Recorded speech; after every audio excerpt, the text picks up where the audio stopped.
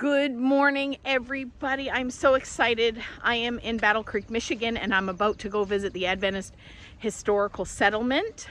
I'm really excited to go visit this place.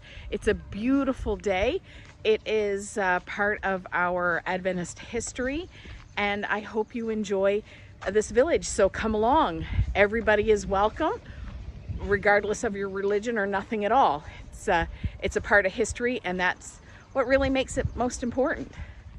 So you know you're at a Pathfinder event when the first thing you spot is porta potties.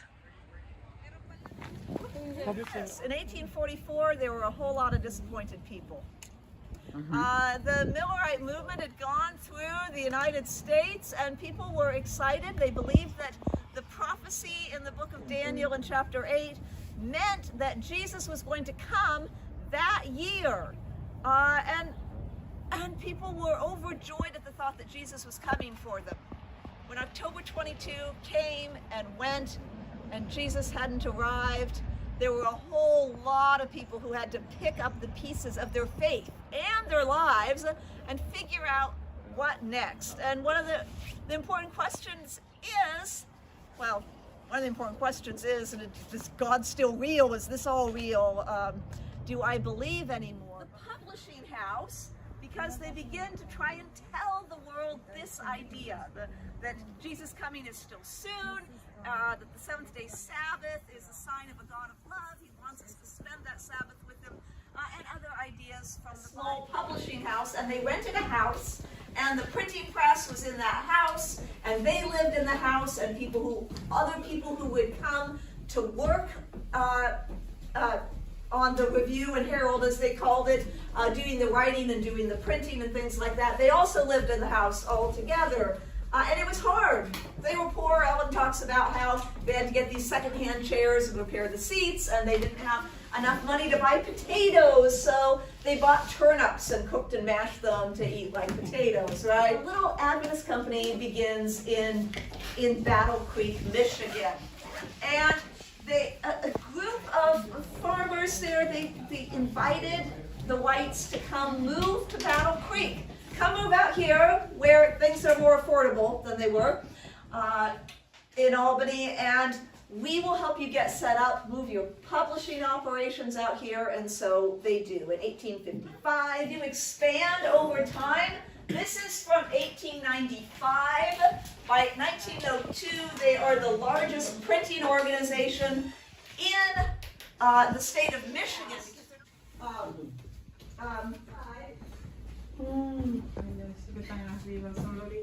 And you have to go through serious security to get in there, but you can, if you plan in advance, request. They'll do a background check on you, and they'll let you in, and you can get a tour about the sanitarium history and the history of the building. There are 2 doors.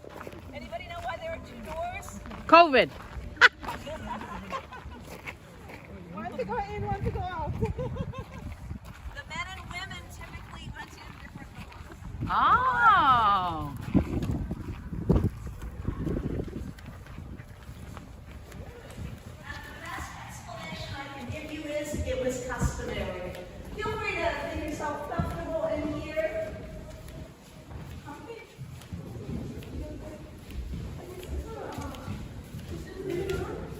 This building here is a replica of the 1856, I think, meeting house.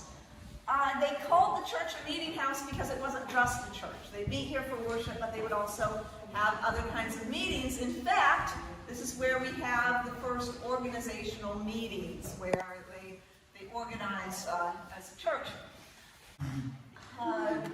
You can see the fire for heating here, the stove, that is. Now,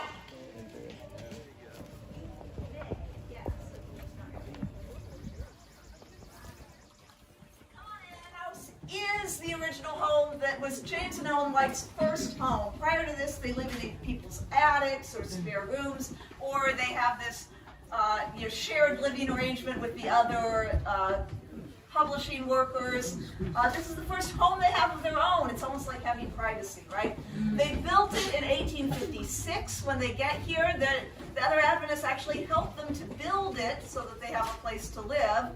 And this will be the only house in which they have all 4 of their boys. So they lived here as a whole family of 6. Now, one of their sons died as a teenager, another son died as an infant. So only 2 of them will survive to adulthood. So this is the only place where all 4 of them are at once. It's like a little piano here. Edson owned this. He and I think one of his brothers saved up money to buy it. They were a very musical family. They liked to sing. They would gather in this parlor for worship every day, and they would play this here, and this is the actual one that they have. This here was Ellen White's boys' bedroom, and she said they probably had 2 or 3 boys living in this bedroom. I can take you to the back part of the house. She was living in California when she died. She had 2 funerals in California, a local church and a camp meeting. There was a camp meeting was going on, and they thought it would be appropriate to take her to camp meeting one last time. Really? All in that seven.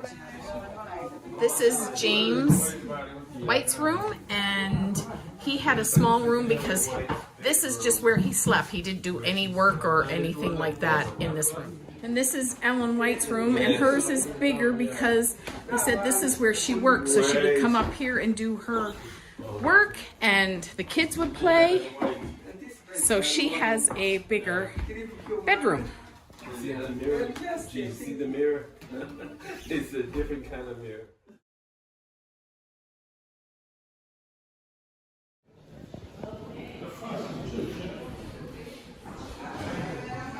This church has been moved here from Parkville,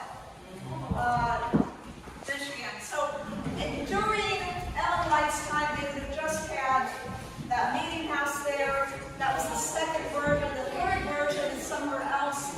And third, fourth, and fifth versions are all the tabernacle. These are the 9 tabernacle, perhaps, that were all built on the same site. This is an original Seventh-day Adventist church building. It is from the right time period, but it wasn't here in Battle Creek. It's been moved here because they wanted to move this and not destroy it, so they moved it to this space here. The story of James and Ellen White is important for a significant vision Ellen White had here when it was in Parkville in 1861. Now, this came from Parkville.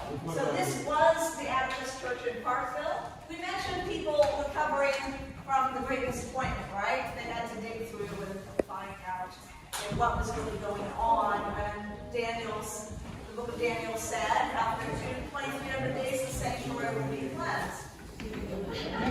Welcome to the schoolhouse. This is not the first Adventist school building, but it is a school building from the 1870s. Notice that we show up here before there's a church organization and have a publishing house in the 1850s. And then they start hospitals, the sanitarium. The education is the last of the 3 major institutions that Seventh-day Adventists develop, and the reason is time. But school takes a long time. Anybody here in school? Is it taking a long time? All right. Adventists do believe in education. They want their kids to go to school, but they don't make their own school system until the 1870s, 1874. In 1874, after Ellen White has a vision about education, they will adopt, the church will officially adopt his school.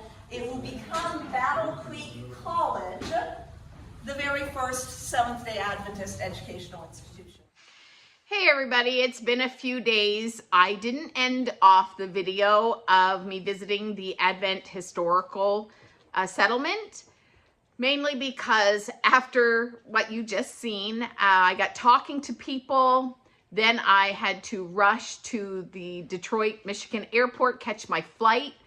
I didn't get into Portland, Maine until about midnight. I stayed overnight in Portland, came home the following day, and then it was my mother's funeral. I've been dealing with emptying out her house and, you know, everything that goes along with, you know, a family member passing. So sorry I didn't end it, you know, better, but life happens. So I am going to show you, though, a few things that I bought at the Advent Historical Village in Battle Creek, Michigan. I am home now. I've been home for probably almost a week now, actually. So one of the items I bought was this sweater. This sweater has their little logo on it. I believe this sweater was like $23. It's really soft, really comfortable. I have washed it once. I have worn it and I've washed it once. I'm wearing it now, and I do really like it. They had t-shirts there, but because of the amount of people that were there for the Pathfinder event, they didn't have any t-shirts that were my size. But because I live in Canada, you know, you can always use a sweater at some point, even in summertime. So I got this sweater. So then a couple more items that I bought were pins. They had one pin specifically that was Ellen White and James House. Sorry, I should have opened these before I started this. And this one is not it. This is one of the pins that I bought. These pins come in a series of 6, I was told. And they had 2 of them. But one of them isn't a house that's on property. There are many different properties for the Advent Historical Villages. So there's different locations that you can go to in the States. And they have a pin for each one. Well, they have a pin for 6 of them. So there are 6 pins in this series. They had that one. And this is the one from this particular Battle Creek place. And this is, I don't know if this is showing up very good. This is Ellen and James White's home.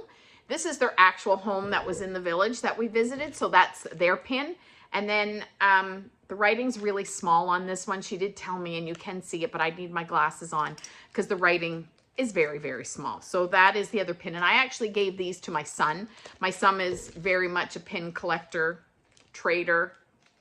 These are ones he will not trade. And hopefully we can get the whole set of 6 someday. But these I gave to him. Now, another thing that I bought were these Advent Heritage Ministry kind of pictures, but on the back, it has a write-up of each person. So, so this, you know, they have, I think there's 10 in this, which are good for studying. They're good for kids. To help them. They're kind of like very large. They're like an 8x10, kind of like a cue card with the information on the back. You know, here's William Miller, who was the first person to say, you know, when the world was ending back in, when did he say it was? 1943.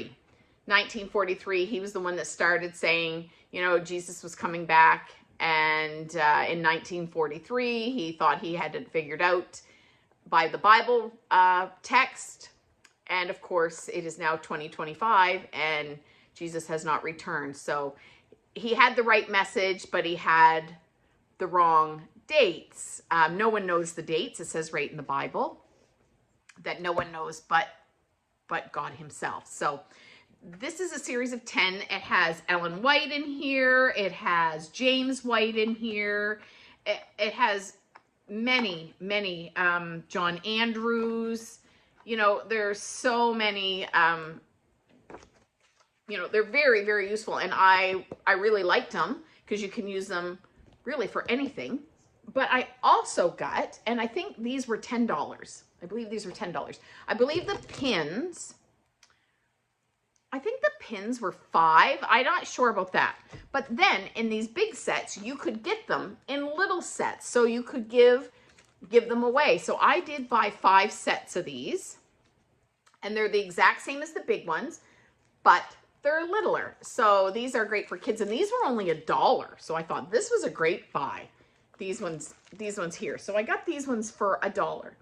And the last thing I bought was, excuse me, sorry, I had it kind of out of frame, is I bought a cookbook. Now, I have quite a collection of cookbooks. And to be honest with you, I hardly ever use them. But I love cookbooks. And I will buy them. And my mother used to buy me cookbooks. So I have quite a few cookbooks. I have quite a collection. And there's not many that I use. I might use them for a while and then put them away. But I asked the lady working in the store, because they had quite an array of many different books, but they had some cookbooks. And I asked her what her favorite cookbook was. And she had told me this one here. And it is called Give Them Something Better. And she pointed out a few recipes that were her favorite recipes. So I'm looking forward to, I am going to make the ones that she told me. And I'm going to try to make a few of these recipes in here. Because like I said, I'm more of a collector of the cookbooks, not so much the cooking of the cookbooks. But I'm hoping to change that with this one. I'm hoping to be able to, take this cookbook and actually my goal is to make everything in here. Now, I don't know if that'll ever happen because, it's me. It might not happen, but I'm going to try. So actually today there is a recipe in here for a corn chowder. And tomorrow I am going to a dog show. So I'm making the corn chowder to take with me to the dog show to feed our little group at the show. So I am making that one. So I'll let you know how it turns out. Anyway, and that is all I bought. I didn't buy a whole lot there, but I enjoyed the experience. I enjoyed Battle Creek. The Battle Creek Adventist historical site is actually among the top 5 things to do in Battle Creek. You don't have to be an Adventist to go to this. It's all about history. It's the history of Battle Creek. It's the history of our religion. If you're interested in learning about any religion, it doesn't matter what religion you are, it's history. Kellogg, the Kellogg's from the cereal. Battle Creek is the home of Kellogg, and he was also a Seventh-day Adventist before he left the church. His brother stayed. But it's a very interesting town, and, we all need to keep our history alive. And that is it. That was my trip. I hope you enjoyed this video, and do everything in love, and I will see you next week. Bye-bye now.